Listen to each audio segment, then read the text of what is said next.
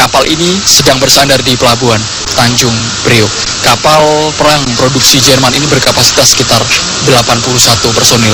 Sejumlah peralatan bisa saya tunjukkan kepada Anda, lengkap sekali, alat pelacak dan juga deteksi benda-benda yang ada di sekitar lautan bisa dijangkau kapal perang ini. Saya akan berbincang langsung dengan Panglima Komando Armada Republik Indonesia Kawasan Barat, Laksamana Muda TNI Arief Rudianto. Selamat pagi, Panglima. Selamat pagi, Mas Andro. Oke, Panglima, ini merupakan kesempatan yang istimewa buat kami juga TV One untuk langsung melihat bagaimana peralatan yang ada di kapal perang ini yang sedang bersandar di Pelabuhan Tanjung Priok. Panglima bisa jelaskan secara singkat mungkin alasan bersandar di sini, apa karena memang sedang tidak beroperasi? Terima kasih, Mas Andro. Selamat pagi dan selamat datang di KRI Sultan Taha Saifuddin 376. KRI Sultan Taha ini berada di bawah pembinaan Satkor Armabar dan kebetulan sekarang sedang bersandar di Pelabuhan Tanjung Priok dalam rangka selesai melaksanakan perbaikan. Jadi kapal ini akan melaksanakan operasi. Nah, sebelum dia melaksanakan operasi, saya luangkan waktu saya untuk mengecek kesiapan kapal ini dalam rangka selesai melaksanakan perbaikan. Demikian tugas operasional dari kapal perang ini, Panglima. Jadi tugas pokok dari kapal perang ini dia adalah melaksanakan penegakan hukum dan penegakan kedaulatan di laut. Nanti dia bisa berada di bawah gugus tempur laut ataupun di bawah gugus keamanan laut. Panglima, ketika di Anjungan ini saya perhatikan ada dua layar yang berbentuk seperti komputer dan juga layar di atap Anjungan ini seperti radar. Panglima, jika kita kaitkan dengan kasus saat ini, pesawat maskapai Malaysia Airlines MH370 yang masih menjadi misteri, Panglima, ketika berada di lautan, apakah alat pelacak radar ini bisa digunakan secara optimal untuk mendeteksi di mana sebenarnya letak benda-benda yang menjadi tanda tanya yang hilang sampai dengan saat ini, Panglima? Mungkin bisa sambil tunjukkan di layar monitor ini. Baik, Mas Andro. Jadi di Anjungan kapal ini ada beberapa peralatan. Yang berada di depan saya ini adalah radar navigasi. Dia fungsinya hanya untuk mendeteksi kapal-kapal ataupun barang-barang benda-benda bergerak yang ada di laut. Jadi ini jarak jangkaunya bisa sampai 96 nautical mil. Jadi jangkau dari navigasi ini, Panglima, sebagai peta, itu untuk peta elektronik yang untuk mengarahkan kapal. Jadi dia kalau bergerak misalkan dari satu tempat ke tempat lain menggunakan peta ini. Dan juga ini adalah radar navigasi yang di depan saya ini adalah alat pengukur kedalaman laut. Jadi untuk melihat kedalaman laut berapa kedalaman sehingga kapal bisa aman untuk bergerak. Keikutsertaan pemerintah Indonesia melalui Angkatan Laut untuk membantu pencarian MH370, Panglima. Saat ini jangkauan wilayah yang masuk dalam cakupan pencarian pemerintah Indonesia, Panglima bisa jelaskan mungkin? Kebetulan kemarin kita juga membantu dalam hal pencarian pesawat terbang Malaysia ini. Jadi dari Armabar ini kita mengerahkan 5 KRI, juga 1 pesawat. Namun beberapa hari kemudian bantuan itu dinyatakan selesai oleh pemerintah Malaysia dan sekarang kita diminta bantu lagi untuk mencari di Samudra Indonesia. Kalau kemarin kita sektornya berada di Selat Malaka. Ketika sudah bergerak lebih kurang 1 minggu lebih. Baik, ketika sudah ikut serta dalam pencarian di Samudra Indonesia dengan peralatan seperti ini, Panglima, jangkauan untuk melihat benda-benda yang ada di laut, di dalam dan juga di permukaan laut, bagaimana, Panglima? Kebetulan kalau dengan peralatan yang ada di kapal ini kita hanya bisa melihat sasaran-sasaran di permukaan. Jadi kalau untuk melihat di kedalaman kita tidak bisa, karena alat seperti yang ada di depan saya ini hanya sifatnya hanya bisa melihat kedalaman laut. Bisa kita sambil tunjukkan kepada pemirsa, mungkin kamera bisa mengarah ke alat yang ada di Anjungan ini. Ada warna biru, warna kuning, warna hijau di monitor ini. Di sini sudah tertera angka, jadi 6,7. Berarti kedalaman laut ini adalah 6,7 meter di lunas kapal, dari lunas kapal. Jadi kalau ditambah dengan garis atas air, ya kira-kira kedalamannya lebih kurang 7-8 meter. Ketika benda itu sudah masuk ke dalam permukaan laut, Panglima, apakah masih bisa terdeteksi dengan alat yang ada di Anjungan ini? Tidak bisa, Mas Andro. Jadi kita hanya bisa mengukur kedalaman saja, tidak bisa melihat benda apa yang ada di dalam laut. Karena untuk melihat sesuatu benda itu kita menggunakan sonar, dan kebetulan untuk kapal ini dulunya dilengkapi dengan sonar. Ada sonar celup, ada sonar yang fit di bawah sana, namun kondisinya sekarang sedang dalam perbaikan. Oke, jadi bisa saya katakan semua pergerakan yang ada di atas permukaan laut bisa dibaca oleh alat radar ini. Kalau untuk pergerakan di atas permukaan seperti kapal lewat, kapal diam, itu bisa kita lihat. Kita hanya bisa melihat benda itu berupa titik, kira-kira jaraknya dari kapal ini berapa, itu berupa bentuk spot, kita dekati. Kalau memang itu kapal atau benda-benda lain yang ada di permukaan, kita bisa mengetahuinya setelah jarak dekat. Oke, selama berada di Samudra Hindia, Panglima, apakah ada tanda-tanda yang menunjukkan bahwa itu merupakan bagian dari Malaysia Airlines? Kalau itu saya kurang jelas, Mas, karena untuk peralatan kita melihat sampai misalkan pesawat itu dianggap sudah tenggelam di laut, kita tidak bisa mendeteksi sampai sejauh itu karena kita tidak mempunyai peralatan sonar yang untuk mendeteksi keberadaan pesawat tersebut. Namun kalau misalkan pesawat itu mengapung di atas permukaan, mungkin kita bisa mendeteksi dan bisa mencari. Oke, saat ini muncul berbagai spekulasi, Panglima, mulai dari puing-puing yang tersebar di lautan dan juga ada aftur yang berceceran, tapi itu semua telah dibantah oleh pemerintah Malaysia. Tanggapan Panglima? Kalau menurut saya itu bisa tumpahan minyak dari kapal-kapal lain yang memang lagi berlayar, dia membuang minyaknya di laut.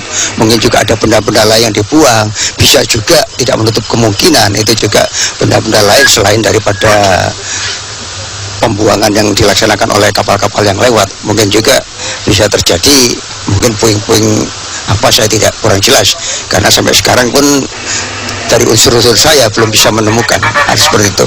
Oke, Panglima, di kapal perang ini apakah juga dilengkapi dengan radar udara yang bisa mendeteksi pesawat-pesawat yang berada di atas?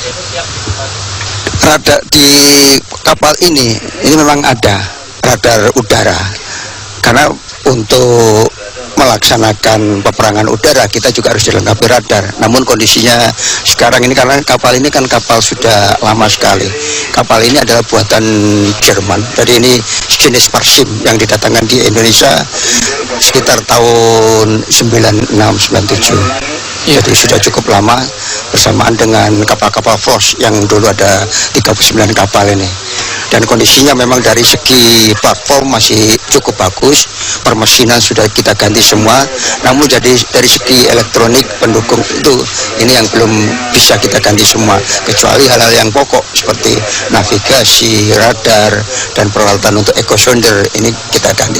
Namun untuk alat-alat deteksi seperti sonar, radar udara sampai sekarang belum sepenuhnya bisa kita perbaiki. Oke, kalau untuk jangkauan dari radar yang dimiliki oleh kapal ini paling jauh jarak berapa kilometer atau mil?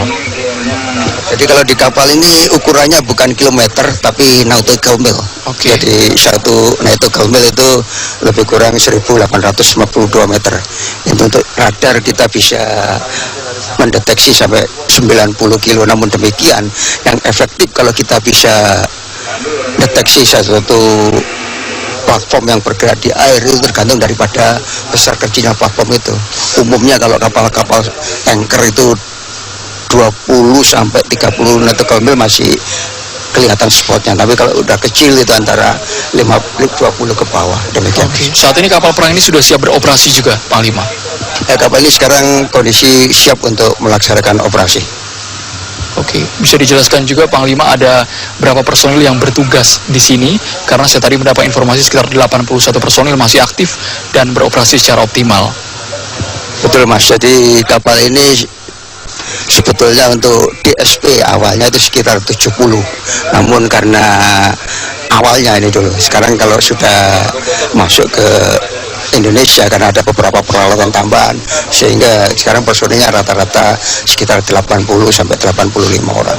Baik, Panglima, nanti kita akan berbincang terkait dengan keistimewaan kapal perang KRI Sultan Taha Saifuddin karena memiliki beberapa peralatan perang seperti rudal dan juga roket maksud saya, dan juga torpedo yang ada di kapal perang ini. Sesaat lagi kami akan mengajak Anda di latar belakang yang berbeda, hanya di Apa Kabar Indonesia, pemirsa. Pemirsa, saat ini saya berada di Geladak Haluan kapal perang KRI Sultan Taha Saifuddin. Panglima tadi sudah menjelaskan ada sejumlah peralatan perang.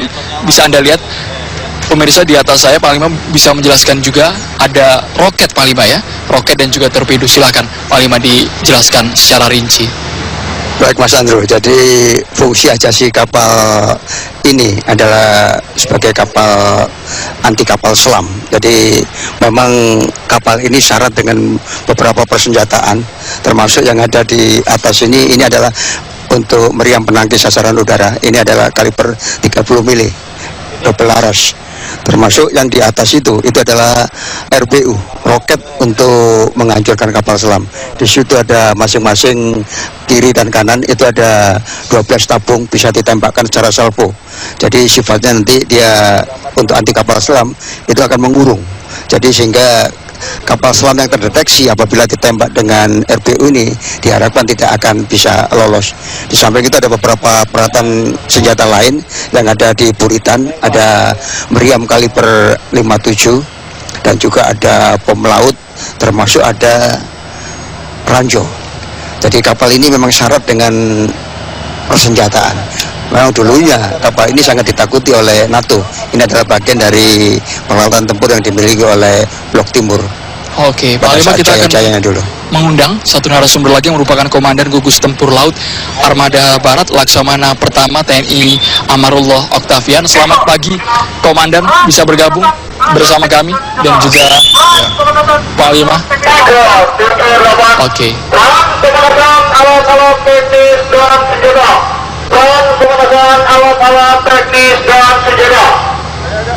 Oke, Panglima bisa dijelaskan tadi semacam instruksi apa?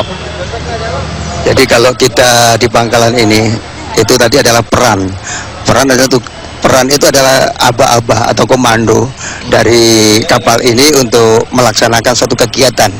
Jadi kalau kapal ini dia operasi selesai perbagian gini, biasanya kita melakukan pemanasan. Jadi kalau suatu alat peralatan elektronik tidak dipanasi, tentunya akan rusak.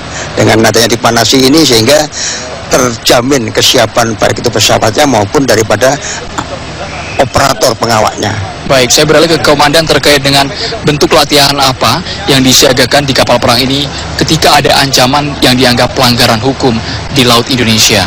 Ya, baik, kalau untuk latihan yang dilaksanakan adalah sesuai dengan prosedur dari Angkatan Laut, ya, melaksanakan gladi tugas tempur atau L1, L2 sampai L3 sampai dengan L4. Di mana di dalam latihan tersebut kita latihannya untuk menangani pelanggaran hukum dan juga pelanggaran kedaulatan. Nah, dari latihan-latihan tersebut kita bisa melihat bagaimana kesiapan dari setiap kapal perang ini kalau misalnya menghadapi situasi yang sesungguhnya di lapangan. Nah, ini adalah di pelaksanaannya nanti di bawah Panglima, yaitu namanya Komando Latihan Armada RI Kawasan Barat. Oke, contoh konkret terkait adanya ancaman yang dianggap pelanggaran hukum di zona laut Indonesia. Kalau pelanggaran hukum banyak, misalnya seperti ilegal imigran itu sendiri, kemudian juga ada pelanggaran hukum lainnya seperti penyelundupan bahan baku dan lain sebagainya. Nah, kalau misalnya penegakan kedaulatan seperti pelanggaran batas wilayah teritorial oleh kapal-kapal yang memang tidak diizinkan untuk memasuki perairan Indonesia. Selama ini ketika berada di teritori wilayah Indonesia, apakah pernah menghadapi secara langsung bentuk-bentuk ancaman itu? Ya, kalau bentuk-bentuk ancaman itu langsung kita hadapi setiap hari. Jadi pelanggaran-pelanggaran hukum yang ada di perairan Indonesia, terutama yang di perairan pedalaman, itu sangat banyak. Dulu kita banyak sekali melaksanakan operasi-operasi penegakan hukum terkait dengan pembalakan liar, kemudian penyelundupan BBM dan lain sebagainya. Nah, semua operasi tersebut berjalan dengan baik sehingga sekarang frekuensinya sangat jauh menurun. Baik, Panglima, saya penasaran yang di atas itu ada yang pergerakan radar, Panglima. Fungsinya seperti apa itu?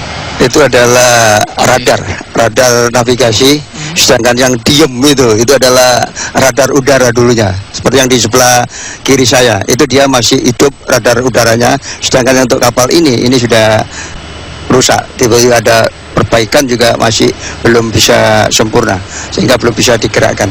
Oke, tapi ketika radar ini bisa difungsikan secara optimal, otomatis bisa mendeteksi semua pergerakan yang ada di kawasan Pelabuhan Tanjung Priok ini dengan jarak betul. Sampai 128 nautical mile atau sekitar 250 km. Oke, secara penglihatan di layar itu bentuknya bentuk pesawat atau bentuk semacam titik-titik? Itu bentuknya adalah bentuk nokta, dot, gitu artinya? Ya. Jadi ya seperti sinyal itu yang bisa bergerak. Jadi semua platform yang kita detect dari radar udara maupun radar permukaan itu bentuknya kalau di layar radar seperti nokta. Jadi dot gitu. Ya. Baik, di akhir bulan ini kabarnya di KRI Sultan Taha Saifuddin ini akan ikut serta dalam rangka latihan bersama Komodo 2014. Ya. Oke, bisa dijelaskan, Komandan?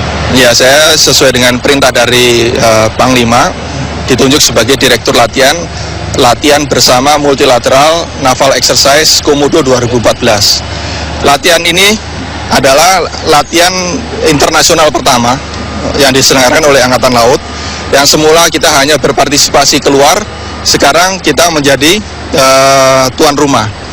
Nah, di dalam kaitannya latihan tersebut adalah di bawah kerangka agenda kerja dari ASEAN Defense Ministerial Meeting. Jadi latihan multilateral ini terdiri dari 10 negara ASEAN dan 8 negara ASEAN Plus. Itu adalah di bawah ASEAN Defense. Latihan itu sendiri akan dilaksanakan nanti akhir bulan, dari mulai tanggal 29 sampai tanggal 3 April. Mulai dari kekuatan itu semua terkumpul di Batam, kemudian bergerak ke Anambas dan ke Natuna. Oke, Panglima, tujuan dan juga target dari latihan bersama Komodo 2014 ini apa? Karena diikuti negara-negara di ASEAN dan juga ASEAN Plus seperti Jepang, Amerika Serikat, Korea Selatan, Panglima. Tujuannya adalah bagaimana kita dalam menghadapi atau menanggulangi suatu bencana ini bisa dilaksanakan secara bersama-sama, baik itu oleh negara-negara ASEAN maupun negara-negara ASEAN Plus. Dan untuk negara-negara luar ini sangat antusias sekali untuk mengikuti latihan ini, karena yang diangkat, yang dilatihkan dalam kegiatan ini adalah bagaimana menanggulangi bencana, sehingga di situ ada nanti kegiatan kemanusiaan maupun kegiatan bakti sosial dan bakti kesehatan. Kalau biasanya yang dilaksanakan oleh negara-negara lain kan topiknya itu masalah perang. Kalau ini yang kita laksanakan di Indonesia sekarang ini masalah bagaimana penanggulangan bencana. Kebetulan saya di sini sebagai pelaku dan Pak Octavian ini sebagai direktur latihan dalam pelaksanaan multilateral Komodo ini. Oke, langkah cepat seperti apa ketika ada bencana yang berada di zona laut Indonesia? Nah, untuk kegiatan apabila terjadi bencana, ini kita melihat unsur-unsur dari negara asing yang terlibat, kita bisa mengorganisasikan, bisa menanggulangi secara bersama-sama.